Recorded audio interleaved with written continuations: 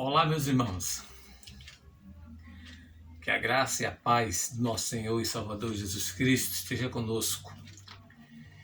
Que Ele seja louvado, engrandecido, que Ele seja exaltado nos céus e na terra. Nós estamos fazendo uma trajetória da vida de Paulo desde em que ele começou a pregar em Damasco até a prisão em Roma. Estamos tentando entender algumas coisas importantes que aconteceram na trajetória desse grande homem de Deus, o apóstolo Paulo. Até porque ele vai fazer menção de algo bem interessante na carta aos Filipenses, quando ele está escrevendo aquela bela carta, aos irmãos de Filipos. E eu gostaria de ler com vocês essa passagem que Paulo está escrevendo aos irmãos de Filipos. Filipenses capítulo 1, verso 12, ele diz assim, Paulo, olha o que ele diz. Quero ainda, irmãos, cientificar-vos de que as coisas que me aconteceram têm antes contribuído para o progresso do Evangelho. Você prestou atenção? Que ele fala aqui de coisas que aconteceram, que contribuíram para o progresso do Evangelho. Coisas boas e coisas ruins, Coisas que não atrapalhou o progresso do Evangelho. Mas serviu como um combustível, serviu de estímulo para o Evangelho ser pregado. Tanto Paulo como pelos companheiros que Paulo tinha, e pelos irmãos de Roma, que ele faz menção aqui no verso 14. E a maioria dos irmãos, estimulados no Senhor, por minhas algemas, usava falar com mais desassombro a palavra de Deus. Então essas coisas que Paulo se refere são extremamente importantes. Então já falamos em alguns vídeos aqui sobre essas coisas. Vemos, por exemplo, a perseguição que Paulo enfrentou quando ele pregou nas sinagogas de Damasco.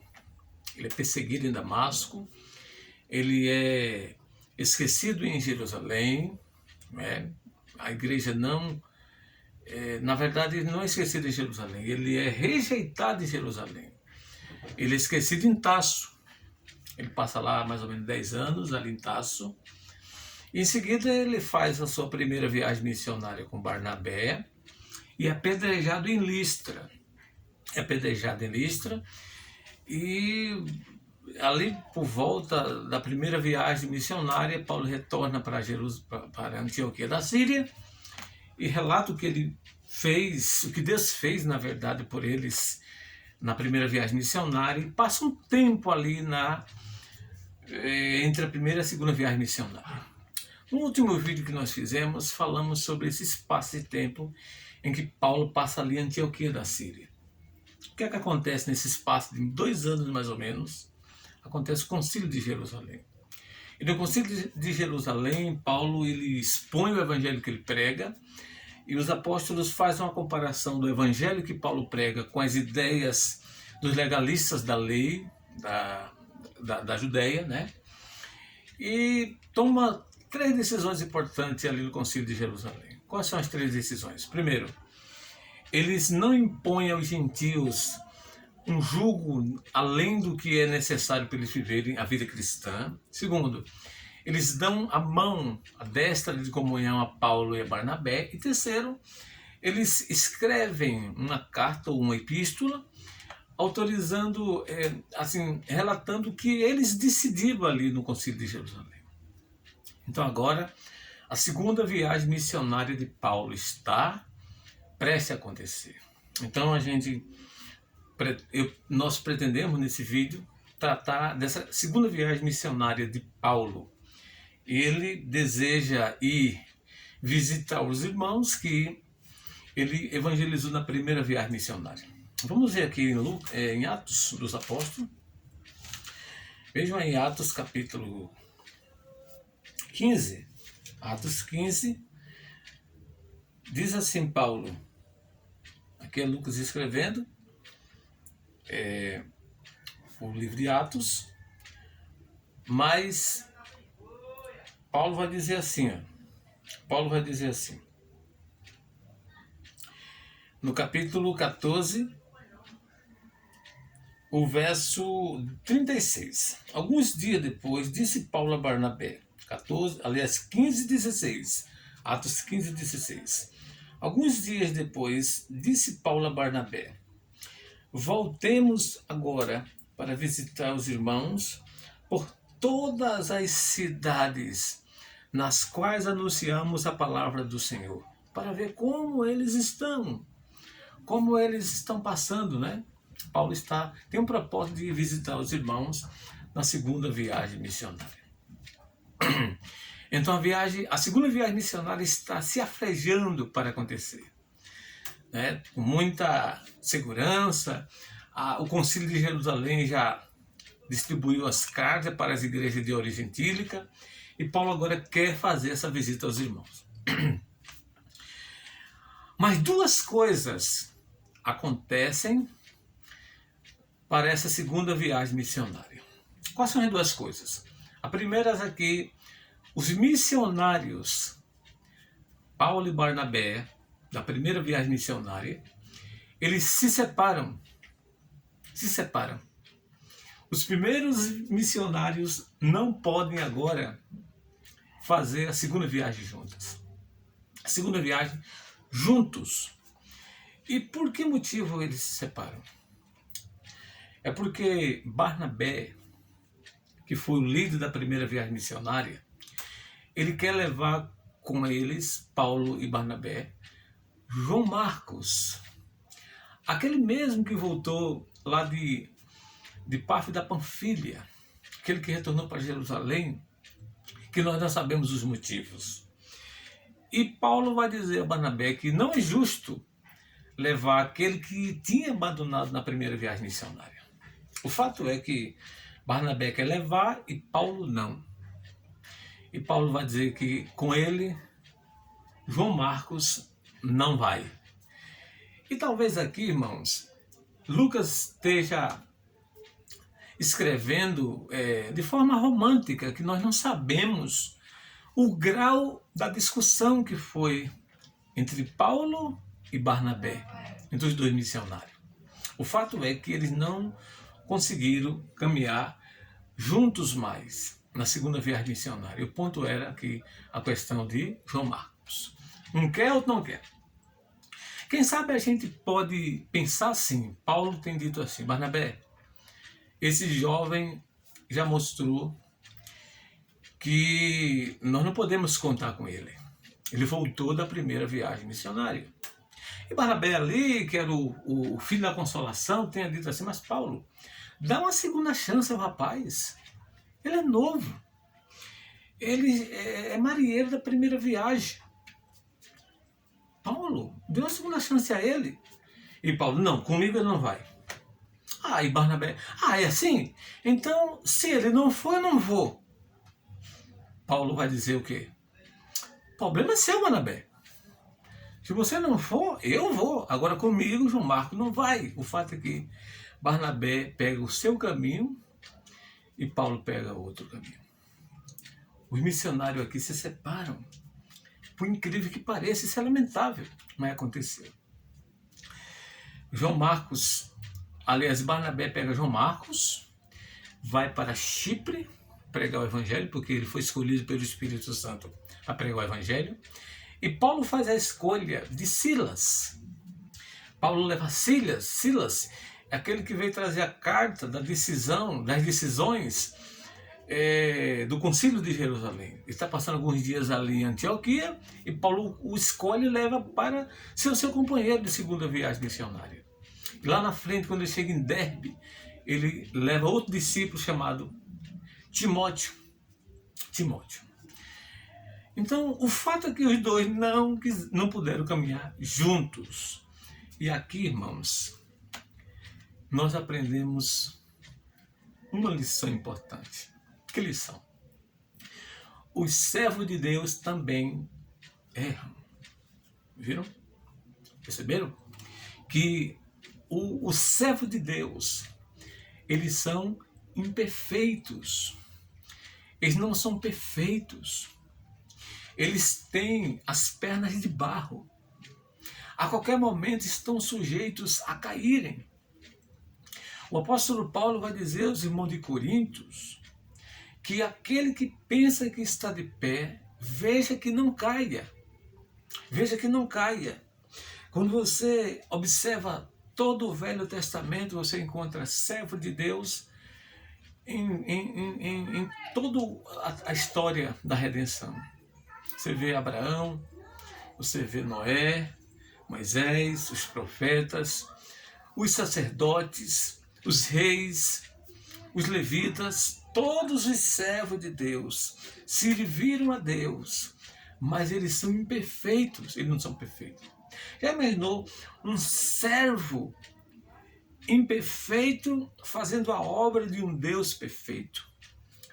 E isso é para que a glória seja somente do Senhor e Salvador Jesus Cristo. Para que o servo não diga que a obra é dele e feita por ele, mas para que a graça venha de Deus, e a graça é que faz o servo ser fiel. Porque se não for a graça de Deus, o servo, ele retrocede e ele faz o que fizeram aqui Paulo e Barnabé. Então não puderam caminhar juntos. Então Paulo prossegue viagem e diz aqui que Paulo, no capítulo 40, do verso 15, diz assim: mas Paulo, tendo escolhido a Silas, partiu,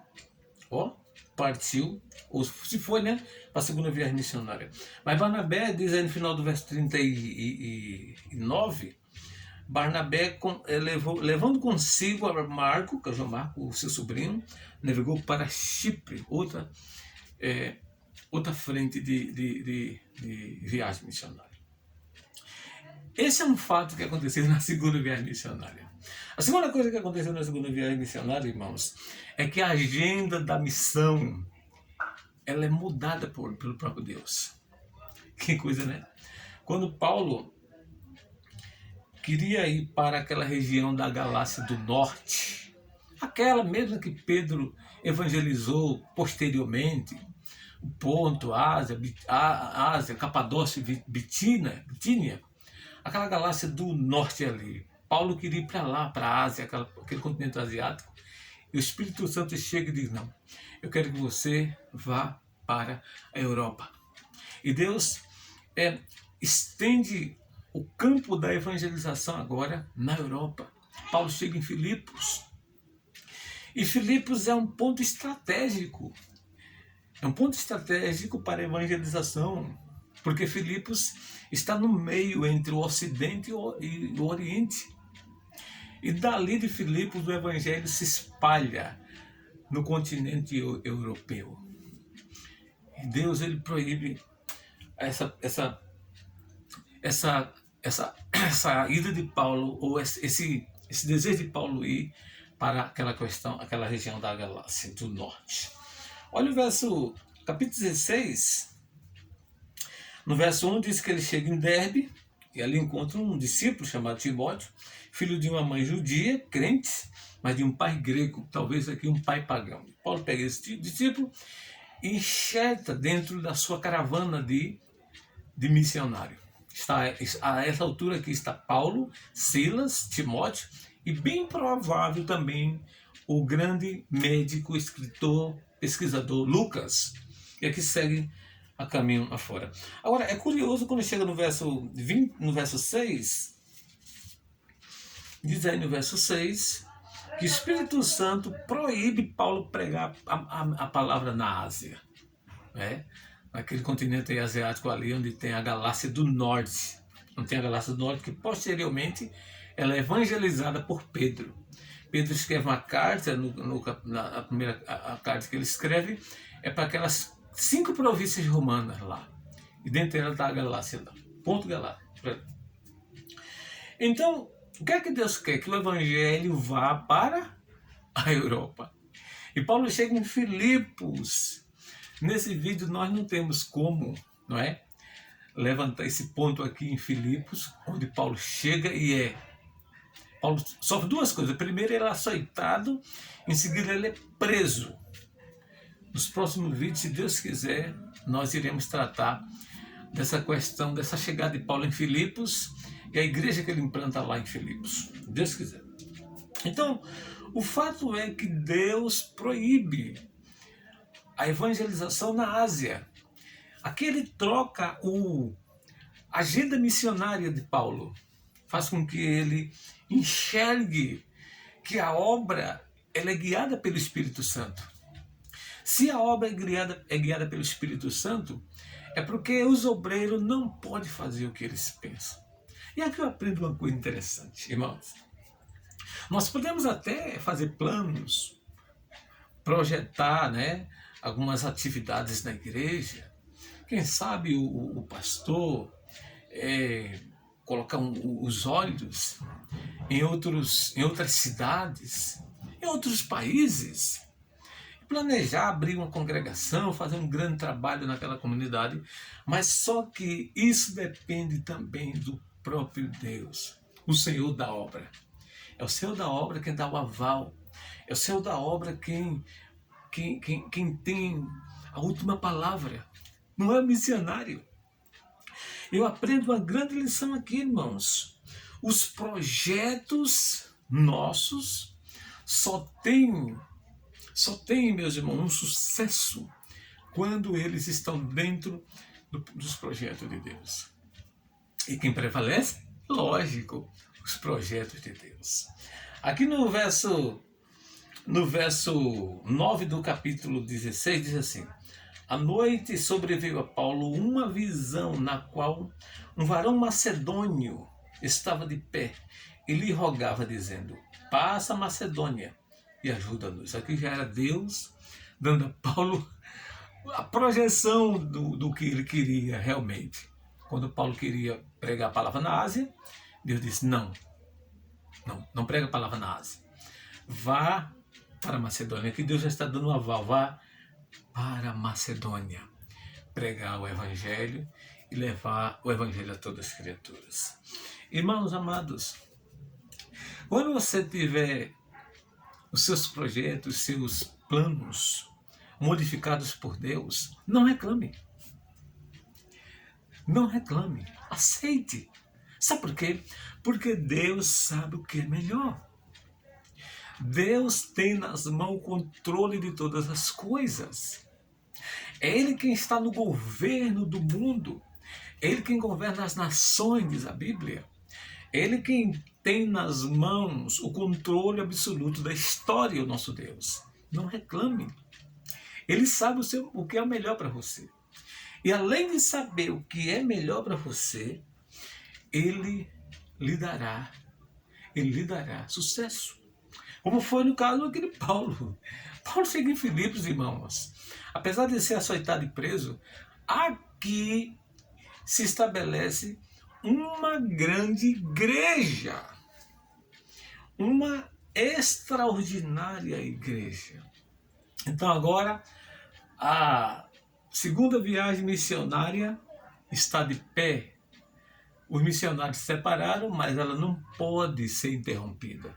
Paulo vai dizer em Filipenses 1,12, é importante meditarmos nesse verso, que as coisas que aconteceram com ele não impediu a pregação do Evangelho, mas serviu como estímulo para o progresso do Evangelho.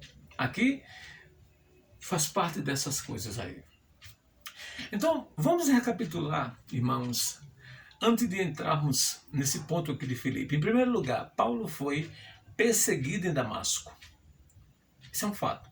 Quando ele entrou na sinagoga de Damasco, afirmando que Jesus é o Filho de Deus, demonstrando que Jesus é o Cristo, os judeus queriam matá-lo. Ele teve que fugir pela muralha da cidade. Segundo lugar, ele foi rejeitado em Jerusalém.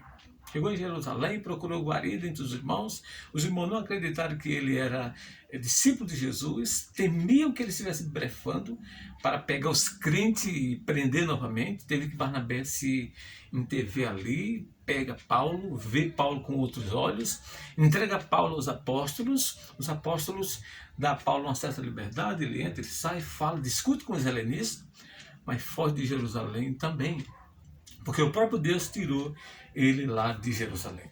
Terceiro lugar, ele foi esquecido em Tarso. 10 anos no anonimato. Deus ensinando a Paulo, treinando a Paulo, mostrando que primeiro ele tem que ter comunhão com Deus, que é o Senhor da obra, para depois fazer a obra desse Deus. E em quarto lugar, ele foi apedrejado em Listra, dado por morto, a cidade foi expulso, foi jogado fora da cidade e disseram: esse homem morreu. E agora ele chega em Filipos. E em Filipos ele é açoitado e ele é apedrejado. Ele é apedrejado. E durante esse período que ele teve em Filipos, algumas coisas extremamente importantes aconteceram. E que o meu tempo não permite falar dessas coisas que aconteceram. Talvez no próximo vídeo nós iremos tratar dessas coisas que aconteceram na vida do apóstolo Paulo em Filipos. O nosso objetivo, irmãos, é conseguir chegarmos até Roma, onde Paulo está preso, escrevendo essa carta aos Filipenses. Eu quero terminar relendo o texto que nós vimos em Filipenses capítulo 1, olha o verso 12, Filipenses 1:12. Filipenses 1:12. Ele vai dizer assim: quero ainda, irmãos, cientificar-vos de que as coisas que me aconteceram têm antes contribuído para o progresso do Evangelho. Não serviu de empecilho, não interrompeu o Evangelho, pelo contrário, contribuiu, estimulou os irmãos falaram com mais ousadia, com mais segurança, com mais firmeza a palavra de Deus. Que Deus aplique essa palavra em nossos corações, que nós possamos ver as coisas que acontecem no nosso dia a dia, não como um empecilho para a pregação do Evangelho, mas como algo que pode sim servir de estímulo. Você já imaginou um dia o seu pastor ser preso porque falou o Evangelho, a verdade? E não está sendo muito difícil não, viu? Pelo que nós estamos vendo no nosso país, a nossa liberdade de expressão sendo atacada, se a gente, irmãos, perder a nossa liberdade de expressão, não se admire se um dia o seu pastor não puder ouvir a verdade de Deus, por pregar o Evangelho e ser preso. Você já imaginou um dia você ver o seu pastor preso, massacrado, vamos lá, apedrejado? Como é que você vai se sentir? Será que você vai fazer como fizeram os irmãos de Roma? Os irmãos, quando viram Paulo na cadeia, estimulavam-se no Senhor. Não era porque eles não tinham, irmãos, vamos dizer assim, amor, apreço por Paulo, não. Não, ele amava muito o apóstolo Paulo. Apesar de não conhecer o apóstolo Paulo, a igreja de Roma. Mas era porque ele estava dizendo que aconteça o que acontecer com o mensageiro, o Evangelho tem que ser pregado a qualquer custo. O Evangelho tem que ser pregado. Era bom que a gente entendesse isso. Se Deus quiser, vamos voltar, se Deus assim permitir. Se Ele nos der essa graça, estaremos aqui para os próximos vídeos. Você que não se inscreveu ainda no canal, meu irmão, se inscreva, viu? Não custa nada, né? Você dar essa força, você ser um parceiro. E você que já se inscreveu, muitíssimo obrigado. Você nos dá muita força, você nos dá apoio, muito obrigado. E continue aí nessa sua luta, nessa sua oração para conosco, para que esse trabalho não pare, para que esse trabalho prossiga para o alvo. E o alvo é pregar o Evangelho a todas as criaturas. O alvo é levar Jesus às casas, às famílias, às empresas, ao Brasil, ao mundo. Pregar o Evangelho a toda criatura. Dizer que só Jesus é o caminho, a verdade e a vida. Só Ele é o nosso Salvador e não há outro caminho para nós. Ele é a verdade absoluta. Um abraço, fiquem todos com Deus e até a próxima, se Deus assim o permitir. Em nome de Jesus.